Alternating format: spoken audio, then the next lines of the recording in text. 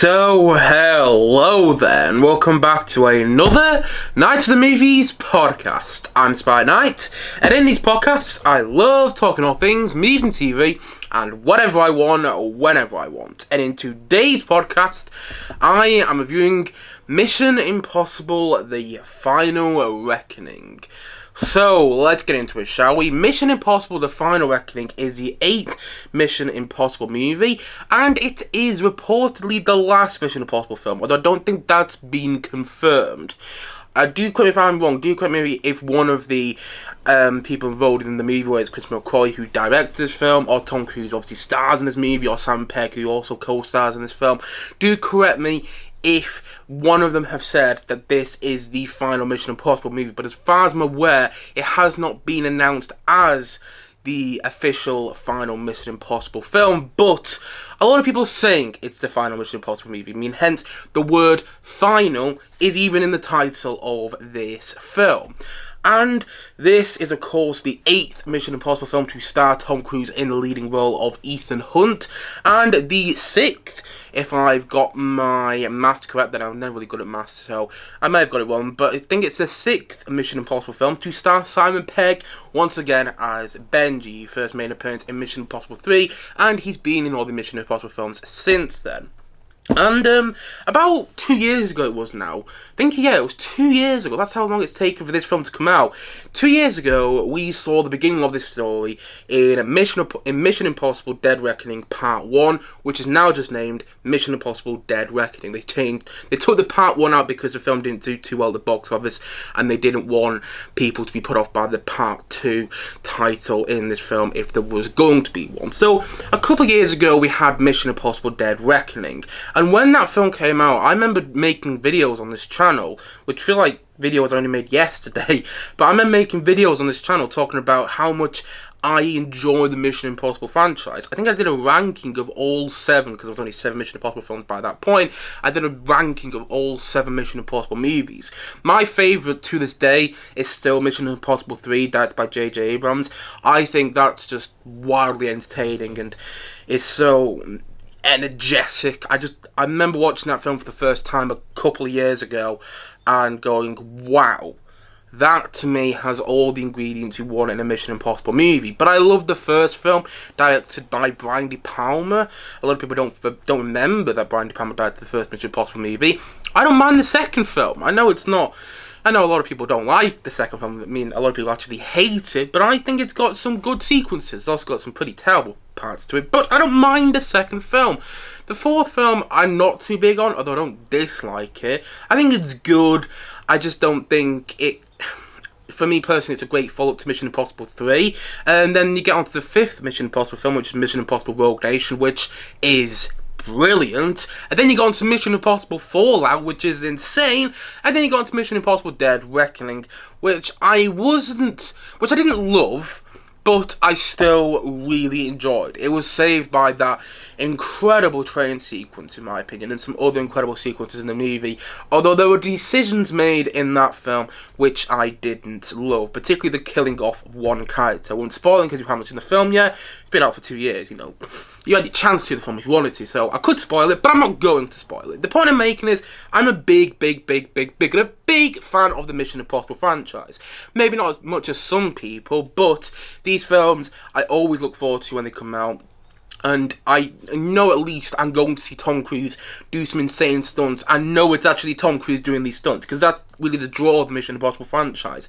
It's not Tom Cruise with a stunt double doing these stunts. It's not him on a CGI background, or for the most part it's not him in a CGI background. It's actually him doing these stunts, and that makes all the stunts in these Mission Impossible movies, well, most of the stunts in these Mission Impossible movies, absolutely, I mean, just something to behold, you know what I mean? Like, you cannot quite get over what you're watching when Tom Cruise is doing stunt work in a Mission Impossible movie. And I was very excited about this Mission Impossible film because it is rumoured to be the last Mission Impossible movie, and I wanted to have such a wildly entertaining time at the cinema, like I did with the last Mission Impossible movie, which I didn't love, but I still really enjoyed watching in the cinema, and I wanted that same sort of feeling coming out of this film, and I wanted it to be emotionally satisfying, because if this is the final Mission Impossible movie, which I'm not sure it's going to be, by the way, and I'll talk about that a bit more later on in the review, but this is the final Mission Impossible film, I wanted this to be emotionally satisfying. I wanted to come out of this movie going, yeah, you know what, that was a good end to this story. I wanted there to be connections to the other movies, and it looked like they were going to be from the trailers, but I don't know, I think I went to cinema a little bit worried at the same time because I didn't love Dead Reckoning, and I need to stop doing this, but I had read some reviews before seeing the movie, which weren't entirely positive, but I went in excited, hoping for the best, and hoping to be blown away by this film. And I was lucky to get to it at an advanced screening, hence why I'm reviewing it today, before the film, globally releases on Friday. So yeah, I was lucky enough to see it at an advanced screening, and after seeing the film, I am happy to report that this is a really good film. Now, is it my favourite Mission Impossible film? No, and are there parts which could have been better, and a lot better at that? Yes, but it gets to be wildly entertaining in its second half. The spectacle in this movie, the epic scale, is some of the biggest we've ever had in the Mission Impossible franchise. The characters become more emotionally involving as the film goes on, and it becomes incredibly suspenseful at the same time. Like, I'm not going to go into details, but there were two major sequences in this film. I mean, one of the sequences, even on the poster, I think, for this movie, it was on the poster that I walked past going into the cinema yesterday for this film. Yeah, there's two big sequences in this movie, which I was literally gripping the edges of my seat whilst watching in the cinema yesterday. Those two sequences, and I'll give away one because it's on the poster, the biplane sequence. They're two of and the other sequence I'm not going to name in the film, but you've probably seen from the trailers. There's something revolving around a submarine, that's all I'm going to say. Those two sequences in the movie are two of the best sequences in all the Mission Impossible films. I'm not saying they're the best sequences in all the Mission Impossible movies, but they're two of the best sequences in the Mission Impossible films.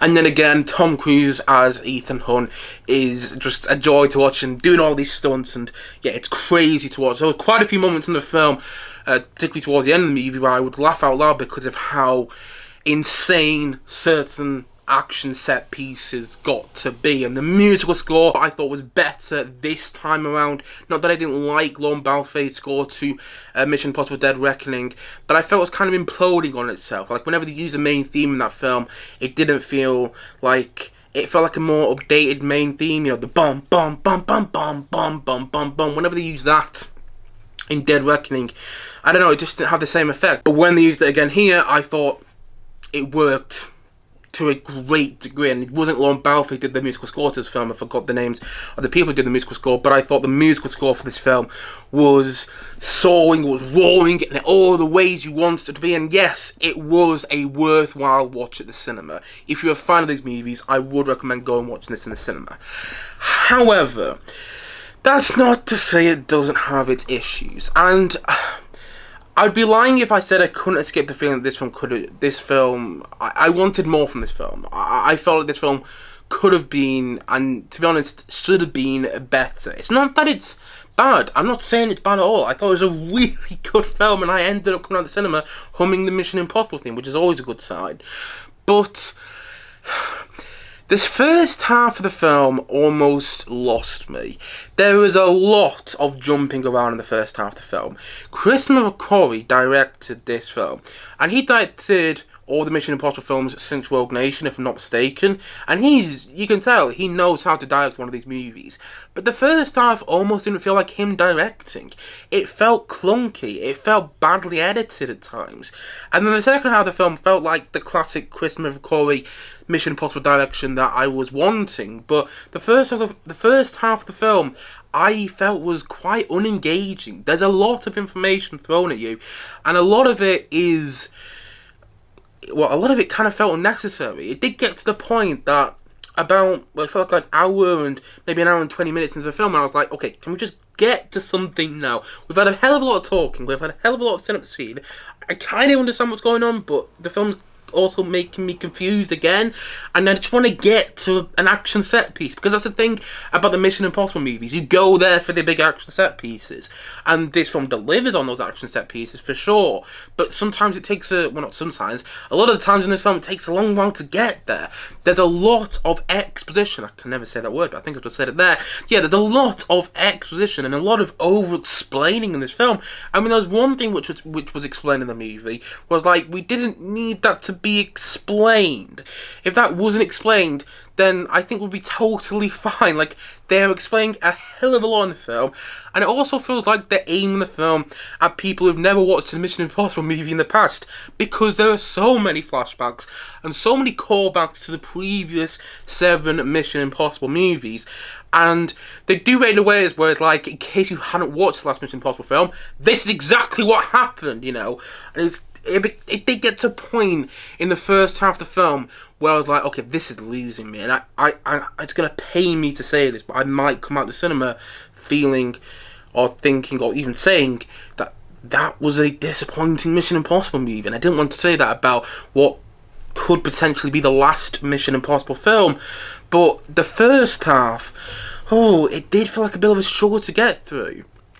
And I wasn't quite sure why there was so much talk and so much said in the scene. I get that it's the end of the world, but it's been the end of the world in previous Mission Impossible films as well, and it felt like maybe everyone was taking it a little too seriously, you know, because in previous Mission Impossible films, it's been the end of the world, but the Mission Impossible film still felt like it had fun with itself, like Fallout.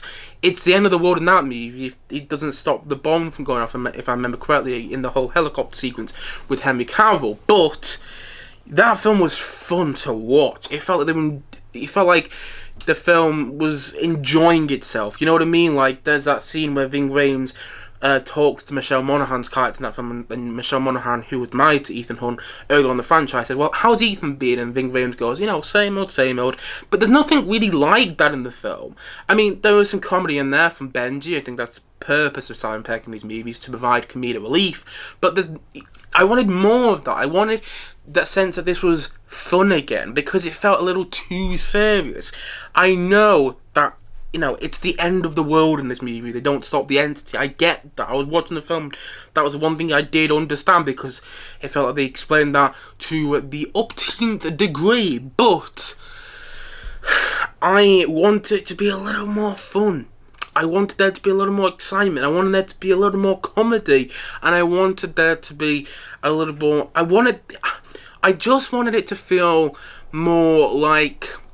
I wanted to feel more like everybody behind the camera and everybody in front of the camera was enjoying themselves making this film. And I'm not saying I didn't feel that, but I felt it more with past Mission Impossible movies. And this film just didn't feel as fun as I would have liked it to.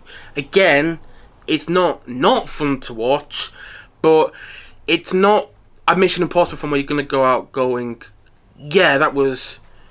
You know, that felt all lighthearted and, you know, was exciting and everything like that, because a lot of times it's serious in this film, and I think a little too serious. That being said, there was so much to like about this film, and the second half of the film did give me that classic Mission Impossible feel, which I wanted from the first half of the film and didn't really get, and which I wanted when going into the cinema to watch this film. And there is a lot of enjoyment to have with this movie. I just wish it was more fun. Like, Mission Impossible 3 is fun to watch. You know what I mean? Mission Impossible Fallout is fun to watch. So is the first Mission Impossible. So are all the Mission Impossible films in their own way. And there aren't not fun sections of the film, if you get what I mean. But I want it to be more fun. I just wanted there to be more sort of light in this film, because it's very... It's dense and it feels a little too serious, like we're not having fun anymore, you know. It did get to me a bit, that. But the film was still wildly entertaining to watch, particularly in its second half. And the stunt and the action set piece in the second half are mind-blowing. There were moments, quite a few moments of that in the second half of the film where I was like, oh my god, I can't quite believe I'm watching this. You know, the action sequences in the Mission Impossible movies, and this certifies that, are unparalleled. You know, this solidifies that the action sequences of the Mission Impossible movies are some of the best action sequences in any movie, period. And like I said before, the characters become more emotionally involving in the second half of the film as well, and it felt like they got to the point a lot more. I felt like there was a lot less explaining and exposition, and it felt like they just getting to the point and getting to the big action set piece, and that they were just moving forward, because in the first half it did feel a little bloated. I felt like there was too much explaining and too many characters. That I'm not quite sure we needed so many characters and quite a few new characters in this film. As much as I like Pom Clemente, and as good as I think she is in this film, she is really good in this film, I did feel like she was just replacing Rebecca Ferguson, who perhaps, the reports are that she left the franchise in the last film because of scheduling conflicts and because the last film took so long to make. I don't know if that's true, but that's what I've heard online, and I did miss Rebecca Ferguson when it came to this film. Not that Hayley Atwell or Pom Clemente are bad in the movie, they're both really good, but Rebecca Ferguson had a presence, and I did miss her in the film. But Simon Pegg was in there, and I always love Simon Pegg in these movies. You see Ving Rhames again, he's great in this film. There was a lot to like. There was a hell of a lot to like, hence why I said it's a really good film. Hence why I'm saying it's a really good film. I just wish I was saying it was a great movie, you know? Because it had the potential to be a great movie. And if this is the final Mission Impossible film, which I'm not sure it's going to be, but if it is the final Mission Impossible film, I might feel a little underwhelmed that this would be the conclusion, because I feel like it could have been better as a conclusion. It didn't feel like a conclusion. Or sometimes you watch the final film of the franchise and it feels like the conclusion. Like you watch Return of the King and that feels like the conclusion to the Middle-earth saga. You watch Return of the Jedi and that feels like the conclusion to the Star Wars saga. Or you watch, I don't know, At World's End and that feels like the conclusion to the Pirates of the Caribbean franchise, sometimes for the wrong reasons, but you get the point I'm making. Sometimes you watch the conclusion to these film trilogies or to these film franchises and they feel like a conclusion, but this didn't necessarily feel like a conclusion. And so I hope it's not the conclusion, but who knows? Tom Cruise is doing about 1 million other movies, so it may as well be. It may be the conclusion going forward, but I don't know. I hope it's not, because I feel like this movie wasn't the best Mission Impossible film and wasn't as emotionally satisfying as I hoped it would be. That being said, it's still a really good Mission Impossible film. It is still a really good Mission Impossible movie that was worthwhile watching in the cinema. I'm not sure if it was a great final Mission Impossible film. You know what I mean? I'm not sure if it quite got to that benchmark. So, yeah. I liked the film a lot, I just didn't love it. And so, all in all, I'm going to say that Mission Impossible, The Final Reckoning, you know what, I'm going to give it a 7.5 out of 10. I give films a 7.5 out of 10 if I thought they were solid, or really solid at that. But I don't feel I can quite give it higher than that, because the first half of the film, you know, it was kind of tiring to watch. It's not all bad in the first half of the film. There are good parts of the first half of the film. It's just, I've watched previous Mission Impossible movies, and the first half of previous Mission Impossible movies that I've watched have been far better and much more to the point.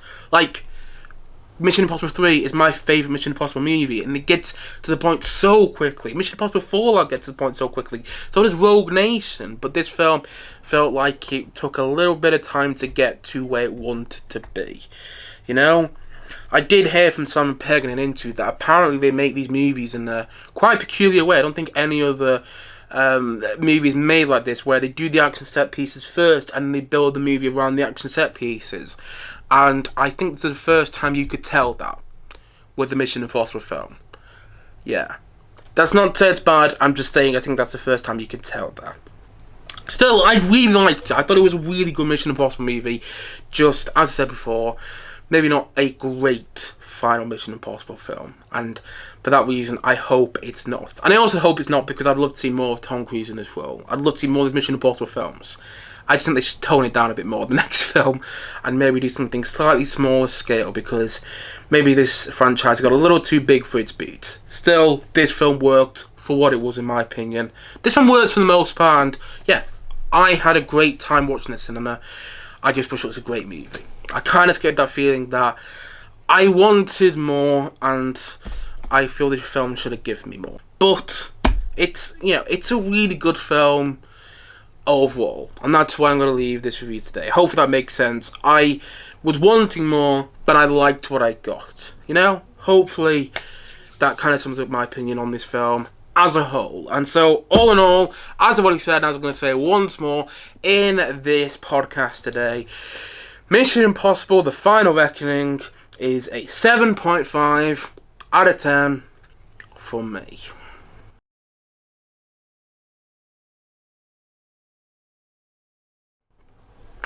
Anyway guys, that's it for today's podcast. If you have seen Mission Impossible: The Final Reckoning, please let me know your thoughts on it in the comment section below. And as always, thank you for watching or listening to this podcast. And if you haven't yet, please do click down below and like and subscribe on this podcast.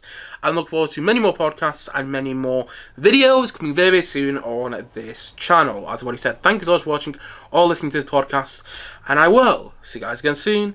But bye for now. Bye.